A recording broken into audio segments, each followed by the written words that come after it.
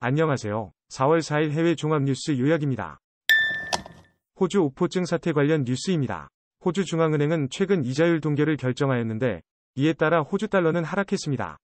반면 미국의 제조업 활동이 급격히 하락한 것으로 나타나자 달러가 약세를 보였으나 현재는 상승하고 있습니다. 다음은 암호화폐 뉴스입니다. 지난 한 달 동안 글로벌 금융시장의 불안이 지속됨에 따라 비트코인의 콜 옵션과 선물에 대한 오픈 인터레스트, 미결제 약정 수, 이 전례 없이 증가하고 디라이빗에서 43만 3,540건에 도달했다. 대부분의 옵션즈 거래자들은 비트코인 가격이 상승할 것으로 예상하며 따라서 베어리쉬 풋 옵션주의 거래보다 콜 옵션의 거래가 2배 이상 많았다. 그러나 최근 비트코인 가격 및 이더 가격 모두 급격한 상승과 하락이 있을 수 있다고 전문가들은 주의를 당부하고 있다. 다음은 월스트리트 저널의 주요 뉴스입니다. 오스트레일리아 정부는 틱톡 어플리케이션의 데이터 보안 문제에 대한 우려를 반영해 미국과 같은 정보 공유 동맹국들과 함께 정부를 위한 디지털 기기에서 틱톡이 사용을 금지할 것이라고 밝혔습니다.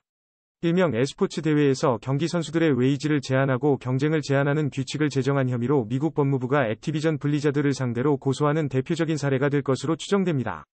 이상입니다. 다음은 도널드 트럼프 전 대통령이 법정에서 재판을 받게 될 호안 머찬 법관에 대한 뉴스입니다.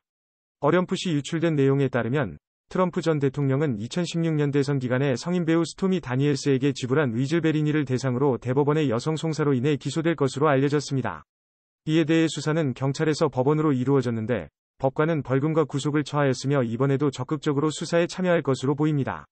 다음은 도널드 트럼프 전 대통령이 포르노스타 스톰니 데니엘즈와 직접적 관련된 성추행 혐의로 검찰에 기소된 이후 미국 역사상 처음 법정 출석을 하게 됩니다. 트럼프는 유죄를 부인하며 화이트 칼라와 보수적 기독교 유권자들 사이에서 지지자들이 많이 있습니다. 다음 대선의 열기가 이미 느껴지는 가운데 이번 검찰 사건들이 대선 경쟁에 영향을 미칠 가능성이 있습니다. 다음은 뉴욕 검사로서 트럼프 대통령을 기소한 알빈 브래그에 대한 뉴스입니다.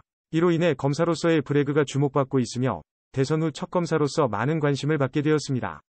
검찰은 2016년 대선 직전 포르노스타와 성관계 혐의에 대한 기소를 검토 중입니다. 다음은 오스트레일리아 인플레이션 영향력 평가를 위한 기준금리 인상 정책 결정에 대한 뉴스입니다.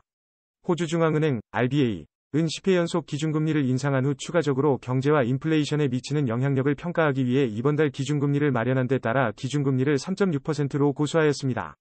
다음은 뉴욕타임즈 비즈니스 뉴스입니다. 미국 연방무역위원회는 시퀀스 기계 주요 제조업체인 일루미나가 암검사 개발업체인 그레이를 매각하도록 명령했습니다.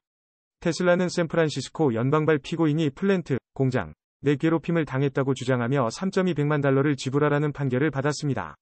다음은 오펙 플러스의 생산 감축 계획이 시장에 미칠 영향에 대한 아시아 투자자들의 고민이 이어지고 있는 뉴스입니다. 전 세계 주식시장은 이번 계획이 불확실성을 낳을 것이며 미국 연준이 덜 호크리시해질 것을 내기하는 베팅에도 영향을 끼칠 것으로 보입니다. 오늘은 유로존 가격 생산자 지수, 독일의 거래 데이터, 유로존 소비자 인플레이션 지수에 대한 조사 결과가 발표될 예정입니다. 한편 호주 중앙은행은 인플레이션이 최고조에 이르렀다는 징후가 나타나자 이번 달 이자율 인상을 멈추기로 결정했습니다. 다음은 기술주 하락으로 인한 아시아 국가들의 시장 하락과 오펙 플러스의 원유 공급 감축으로 인한 인플레이션 우려가 다가오면서 혼란스러운 시장이고요. 이에 대응하여 원유 가격은 최근 상승세를 이어갔습니다. 대략 2에서 3문장 내외로 요약했습니다. 그럼 뉴스를 마칩니다. 감사합니다.